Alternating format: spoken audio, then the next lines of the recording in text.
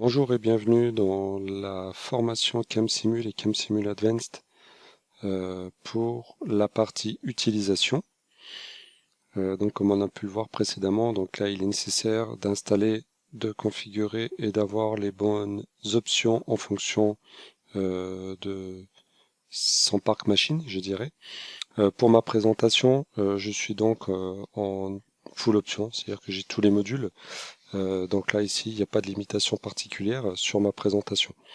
Donc là, il faudra être vigilant à ça en fonction du niveau d'équipement que vous aurez. Donc là, la première étape, une fois qu'on est, on va dire, prêt à générer la simulation via CamSimul, donc là, bien évidemment, en prérequis, il faut être à même de pouvoir générer un programme complet avec TopSolid.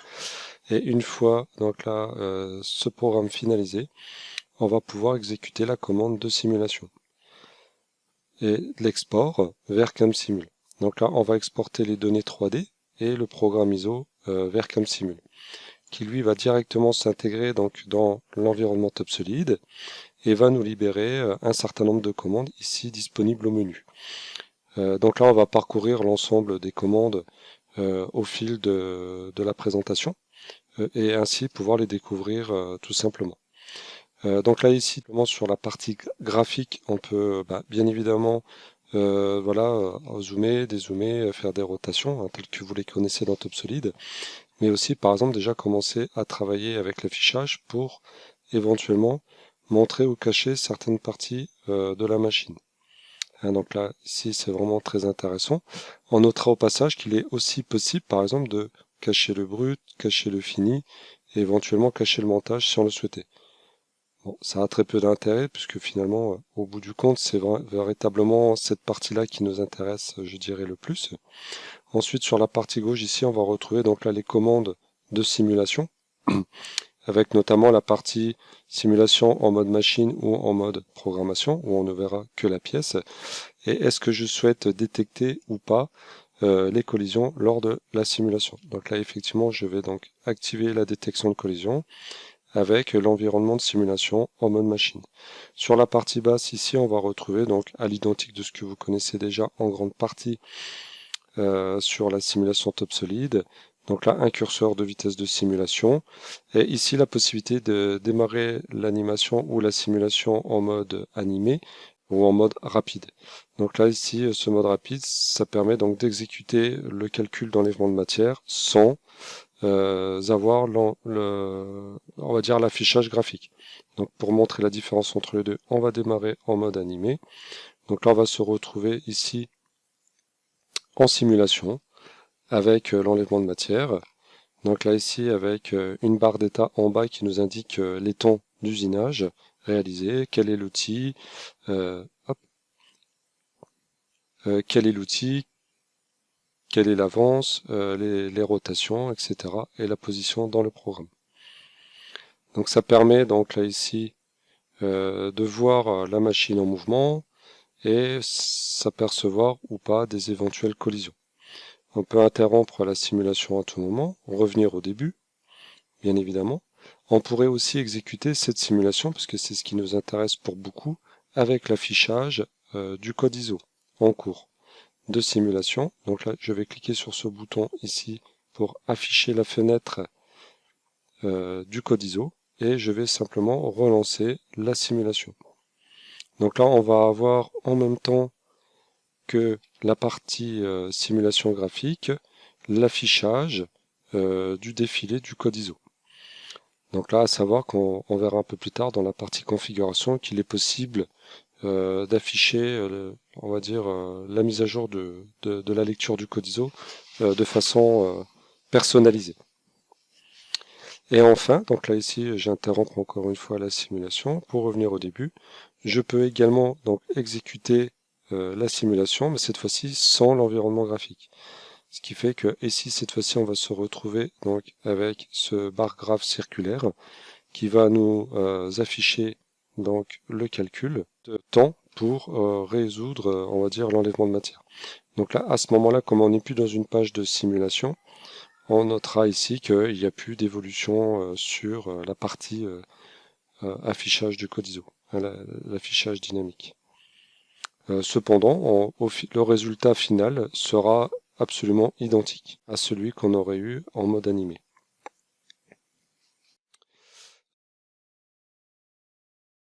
Donc là, pour continuer sur la partie simulation, donc là ici on va pouvoir donc avec le mode animé ou sans le mode animé venir chercher à afficher ou pas le trajet d'usinage correspondant.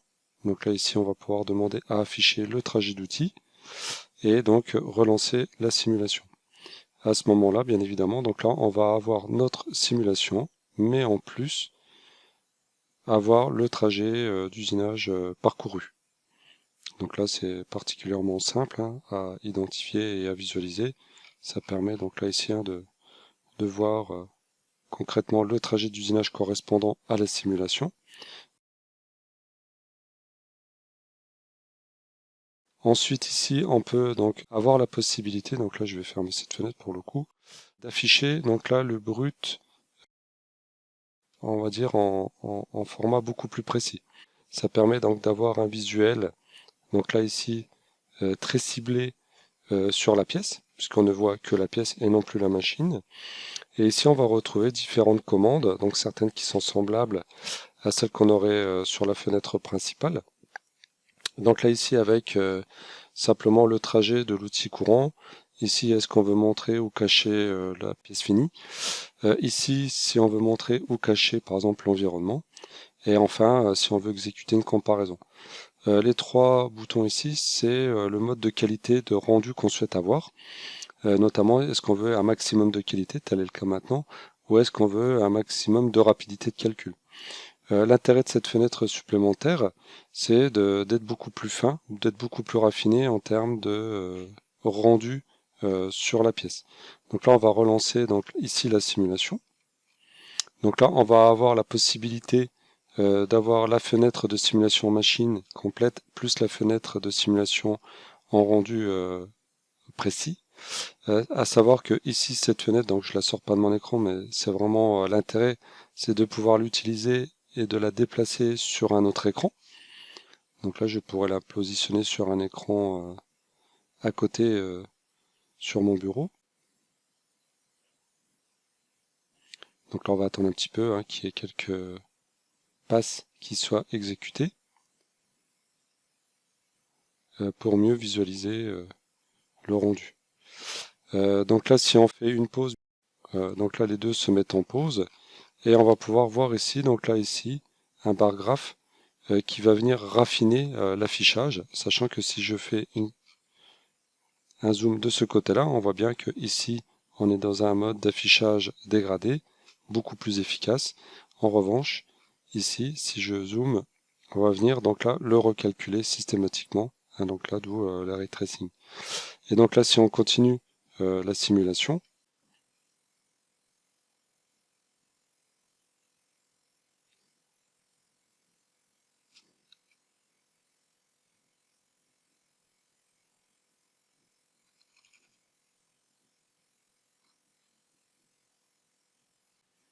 donc là déjà ici on voit très bien la différence de qualité qui peut exister entre ce rendu-là et ce rendu-là.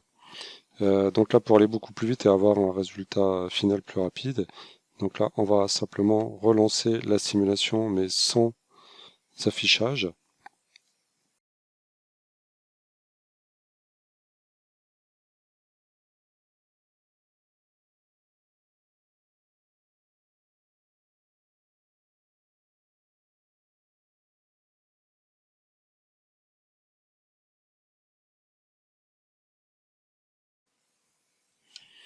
Donc là, ici, on obtient donc là le résultat du calcul d'enlèvement de matière exécuté par ChemSimul et en fonction du code ISO.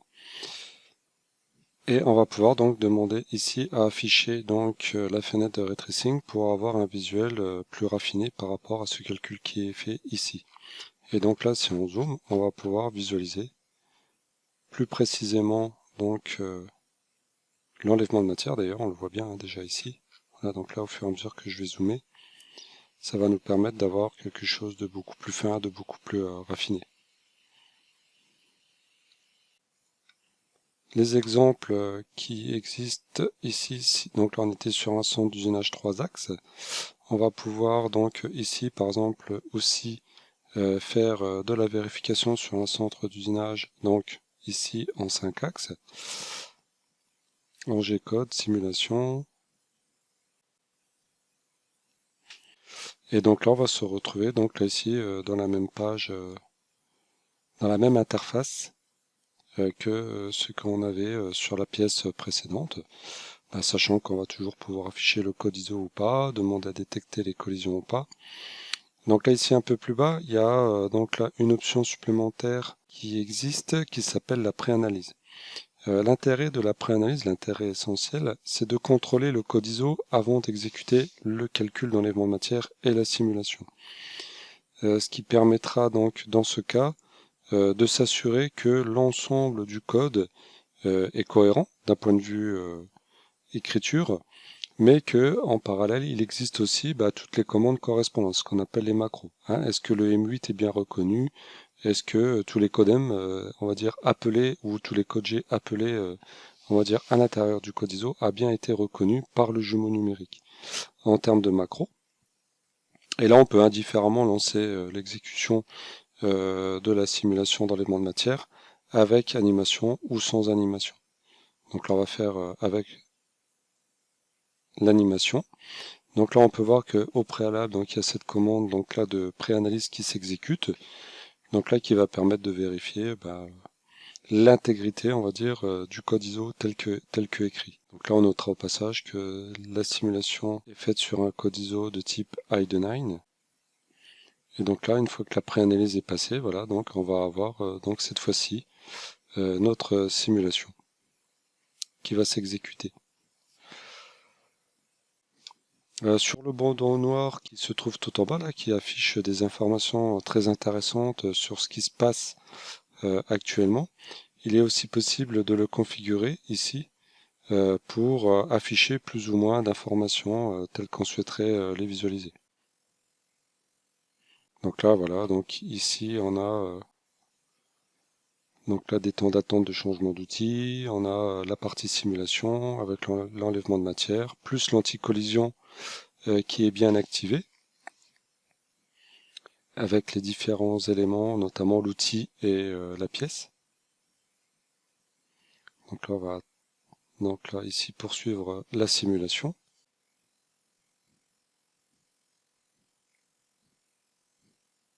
Voilà. Donc là ici on a un warning qui a été levé pour nous informer qu'il a détecté donc une collision. Donc là il s'arrête directement, donc là ici sur la partie de la ligne correspondante, et il se met en pause automatiquement. Donc là il suffit juste de relancer le start animation, voilà, pour continuer la simulation. Donc là il détecte encore à nouveau donc une simulation, cette fois-ci avec le corps de l'outil et le bord de notre pièce. Donc là ici il va y en avoir plusieurs de façon successive. Donc là, pour ignorer l'ensemble des collisions détectées, pour éviter qu'ils se mettent en pause systématiquement, on sera en mesure ici, depuis la page de gestion des warnings, d'indiquer ce qu'on souhaite faire lorsqu'il y a une détection. Alors, lorsqu'il y a un sous-programmement, lorsqu'il y a des collisions, c'est ce qui nous intéresse, notamment ici. Par défaut, il est en mode pause. Là, on va pas dire, je souhaite continuer la simulation. On s'apercevra qu'il y a tout un tas d'autres critères de mise en pause ou de détection. Donc là, on va simplement faire OK et je vais relancer la simulation. Donc là, cette fois, quand bien même des collisions ont été détectées, elles seront bien mises en mémoire. Donc là, ici, dans la page d'information, en revanche, ça n'interrompra plus la simulation. Donc là, on va aller jusqu'au bout. Voilà, il est bientôt fini, je pense.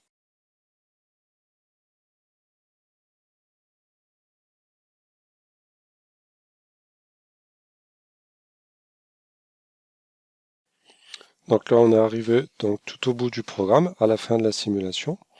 Et on va donc là pouvoir consulter l'ensemble des collisions. Pour le faire, donc là, on va afficher ici la fenêtre des messages qui va nous indiquer l'ensemble des collisions et des warnings qui ont été détectés durant la simulation. Donc, comme il y a eu voilà, un certain nombre de collisions, on va pouvoir donc là ici faire un double clic et il va venir donc là ici nous positionner directement au lieu de la collision dans le colliso. Donc là il y a cet interactif qui est plutôt intéressant pour savoir exactement à quel endroit se situe la collision. Cependant, on ne visualise plus graphiquement la position de la machine dans l'état de collision. Donc là, pour avoir la machine dans le bon positionnement au moment de la collision par rapport à cette ligne-là, au préalable, avant d'exécuter la simulation, il sera nécessaire de venir enfoncer ce bouton-là qui permet d'enregistrer la simulation. Donc là, je vais donc enregistrer la simulation.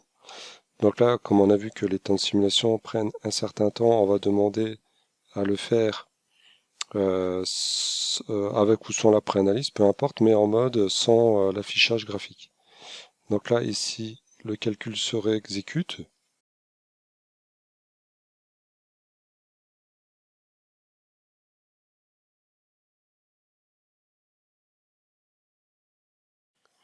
Donc là, ici, on retrouve donc l'état final de la pièce usinée selon le code ISO. Donc là, voilà, donc ce sont déjà visibles sur l'écran. Et on va retrouver, donc là, ici, également, donc là, les avertissements dans la page de message qui va se mettre directement sur la ligne du code ISO, mais qui en plus, comme on a enregistré la simulation, sera capable de venir repositionner la machine dans l'état de la collision, où au moins la formation a été détectée.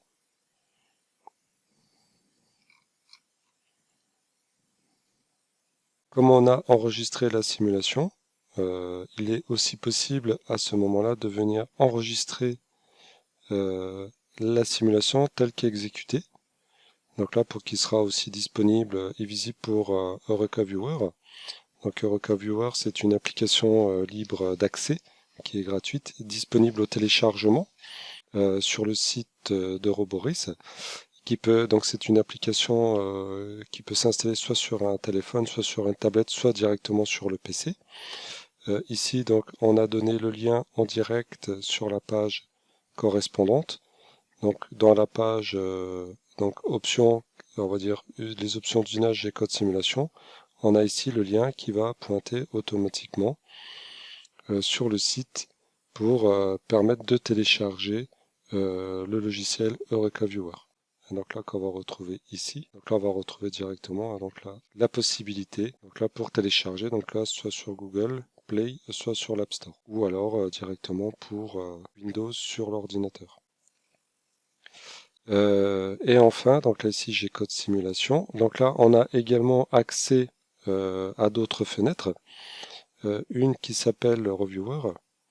Donc là en fait ça permet, vu qu'on a enregistré la simulation, de repositionner le curseur de simulation à différents endroits de la gamme, avec les différentes opérations, avec les différentes informations. Il est aussi possible donc là ici de jouer avec le curseur de simulation, de refaire la simulation. Donc là, ce qui est beaucoup plus rapide et sympa, parce que dès qu'on a détecté la collision, on peut se positionner dessus au niveau du message et venir rejouer quelques secondes ou peu de temps après, on va dire, la simulation. Donc là, on est directement sur la phase de simulation. On voit exactement où on se situe dans la gamme. On peut se repositionner un petit peu avant pour relancer, on va dire, la simulation, pour visualiser à quel endroit ou à quel moment ça se passait. Donc là après vous avez différents outils, hein, c'est vraiment basique et simple d'utilisation. Donc là je vais mettre en pause. Et il existe également une fenêtre qui est l'historique de simulation. Donc là en fait qui permet donc là ici d'avoir un affichage. L'historique de simulation, pardon, c'est ici, qui permet d'avoir un affichage avec l'ensemble des opérations. À savoir, c'est que le contenu de cette fenêtre est réglable, donc là on peut le configurer pour indiquer quelles sont les informations qu'on souhaite visualiser à cet endroit-là. Ça peut être les outils, le programme, ou l'opération, et après on peut aussi donc demander à avoir des analyses sur le volume de copeaux, sur la puissance requise, sur le débit du copeau moyen. Alors ces fenêtres, vous pouvez les laisser afficher donc en permanence, ou vous pouvez aussi donc simplement les afficher à volonté au cas par cas, donc les fermer tout simplement, hein, donc là avec la petite croix. Donc là bien évidemment on peut repositionner le curseur, parce que là je suis resté dans un état intermédiaire pour l'affichage, même pour lancer les comparaisons. Il est tout à fait possible là d'effectuer cette comparaison, on va dire, une fois que le curseur est bien arrivé au bout de la simulation. Donc pour la comparaison, on pourra indifféremment donc exécuter la commande de comparaison depuis la fenêtre principale, ou comme on le peut voir ici, depuis la fenêtre de ray tracing. Depuis la page donc de simulation, il est aussi possible de venir afficher certains repères. Donc là, le 0 programme, le 0 machine, la référence outil et la référence du porte-outil. Donc là, ces différents repères vont venir se positionner donc là directement sur le graphique. Ça permet donc là de visualiser plus rapidement l'ensemble de ces informations. Donc là, ici en l'occurrence, on pourrait tout simplement demander à afficher que le 0 programme, et donc là, on ne va retrouver que notre 0 programme ici.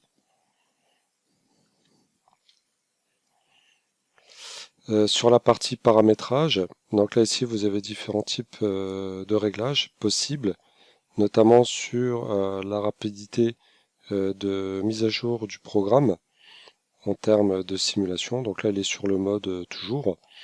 Les réglages de précision sur la détection de collision, les tolérances d'affichage graphique, et enfin la tolérance de comparaison.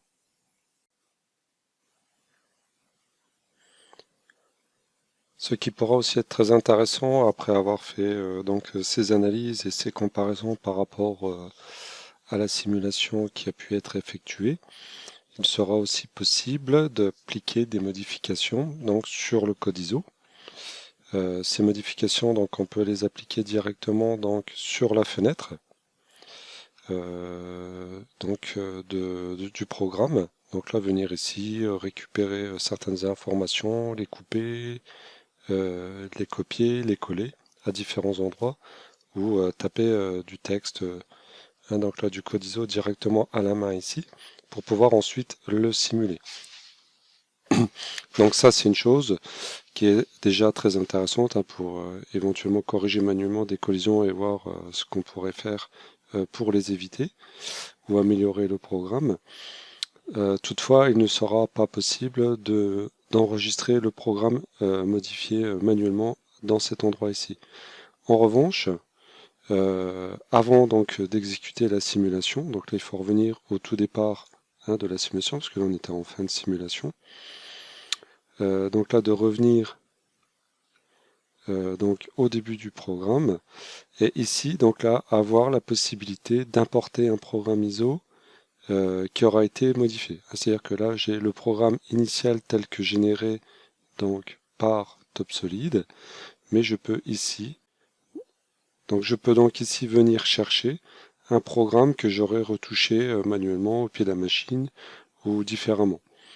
Et donc là ici voilà, venir relancer la simulation de ce programme qui est donc indiqué comme modifié.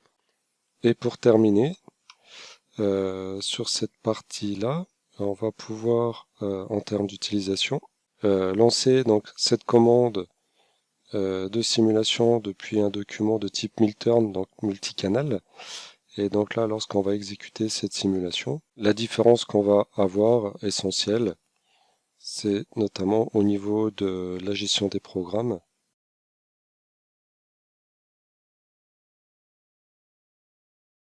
Donc ici, on va pouvoir donc demander à afficher le programme sur le canal 1, et ici donc là une liste déroulante pour aller chercher par exemple le programme sur le canal 2.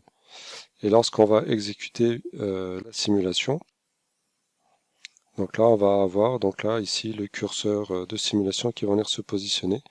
On va pouvoir voir dans la barre d'état en bas les deux canaux donc qui sont positionnés avec les outils appelés, le temps d'usinage, mais aussi donc là ici la simulation avec les deux portes outils.